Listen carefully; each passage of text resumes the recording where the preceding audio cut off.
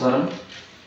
మొన్న జరిగినటువంటి శాసనసభ ఎలక్షన్లో మరి వికారాబాద్ ఎమ్మెల్యే ప్రసాద్ కుమార్ గారిని భారీ మెజార్టీతో గెలిపించినందుకు వికారాబాద్ ప్రజలకు అదేవిధంగా నా వార్డు ప్రజలకి ప్రత్యేక ధన్యవాదాలు తెలుపుతున్నాను.